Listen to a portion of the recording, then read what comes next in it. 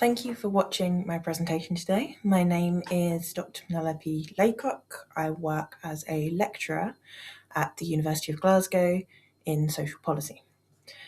My presentation today will be discussing whether we can embed trauma-informed practice in higher education for inclusive and compassionate learning. Now, what is trauma-informed practice? Trauma-informed practice has 6 core principles. It's about understanding trauma and stress. It's about being compassionate and dependable, understanding cultural humility and responsiveness, safety and stability, collaboration and empowerment, and resilience and recovery. Trauma-informed practice shifts the questions from what is wrong to what happened. It requires cultural and gender sensitivity, and it's about being aware of how trauma can influence individuals. When applied to education, trauma-informed education recognises the impact trauma can have on a student's ability to learn and behave in the classroom. It involves understanding, acknowledging, and addressing its effects on students, whilst creating a safe, supportive, and nurturing environment that promotes healing and learning. There are a lot of similarities between trauma-informed practice and trauma-informed education, and that's what I'm going to go on to discuss with whether we can translate findings from practice into educational. Why is it important to be trauma-informed in the educational sphere? There are a number of studies that have been undertaken that show how prevalent trauma is within the university population. One study by HPEPI found that 79% of University of East London students reported experiencing at least one adverse childhood event during childhood. 51% said they'd endured 3 or more. A study by Hamilton found that in the UK, more than half of students report experiencing at least one adverse childhood event before arriving at campus. And then a cross-sectional survey done by Allen and colleagues found that amongst 452 UK higher education students, approximately 76% had experienced at least one traumatic event, with sexual violence and relationship abuse being particularly common.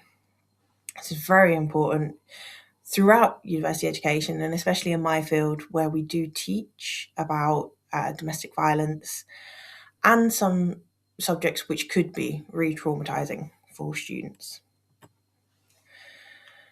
Why is it important to be trauma-informed? I think Carello and Butler put this very nicely. We believe it is necessary for educators to recognise that any student may be or become vulnerable, and we therefore have a responsibility to prevent possible harm. So moving on. The research project I undertook was a collaborative project with the charity SISU, which is a charity which aims to empower women. The research is based on working with women with complex and multiple trauma or disadvantage, and with practitioners from a range of fields through social work, criminal justice, health fields, who work with these women. We were exploring how trauma-informed practice is implemented by practitioners and the experiences of women who have accessed support through such services. We undertook approximately 40 interviews and 5 focus groups, and then transcribed and thematically analysed these results. Our key findings found that there was a range of barriers and facilitators for implementing good trauma-informed practice. The barriers include underfunding and fragmented services, a lack of trauma knowledge of what even trauma is in some areas. There are cultural blind spots. There was predominantly focused on white individuals, and there wasn't really a knowledge of other cultures or ethnicities included in trauma-informed training. But there were some facilitators: collaboration and holistic care, sustained training, and gender competence. A lot of individuals spoke about having empathy, having active listening, and being a source of consistent support for women, or women wanting this source of consistent support. So there's a nice diagram here sort of highlighting all of the key findings. Now I'm going to show you some quotes which highlight these key findings and I think are particularly important. We need to get people off the waiting list, but we're not going to give you the resources to be able to do that. So this was a practitioner who spoke about how there's just such long and extensive waiting lists, particularly in healthcare, that it makes it much more difficult to provide support. Every time I go to the clinic, it could be a different person, and so I have to go through my whole medical history again. So once again, in the health field, people have to re-explain and potentially re-traumatize themselves by doing so. Like, it just didn't feel that I was being supported enough, heard enough. Listening was vitally important, and actually active listening, so paying attention to what you're listening to that the women are saying. Listening, being able to listen to them, being open-minded, and being able to gain their trust. So practitioners also echoing this importance of listening. However, a lot of practitioners had empathy fatigue. There's no empathy there because I've just been to the most horrific calls. There was a lot of work that these practitioners had to do, and a lot of them did mention being burned out and having such extensive waiting lists and seeing such awful things that it made it very difficult for them to have a lot of empathy for the women. So these are quite specific to health, crime, social care, those sort of fields, but can they be translated into teaching practice? I think a lot of these things are quite relevant for teaching practice. Within teaching, we might not necessarily have empathy fatigue, but we do have a lack of resources, a lack of time to allocate to too much pastoral care for students. Obviously, there is some, but we really do require more resources to do so. The sharing of information, this was vitally important across the services so women didn't have to repeat their stories. But in university settings, this could be equally helpful.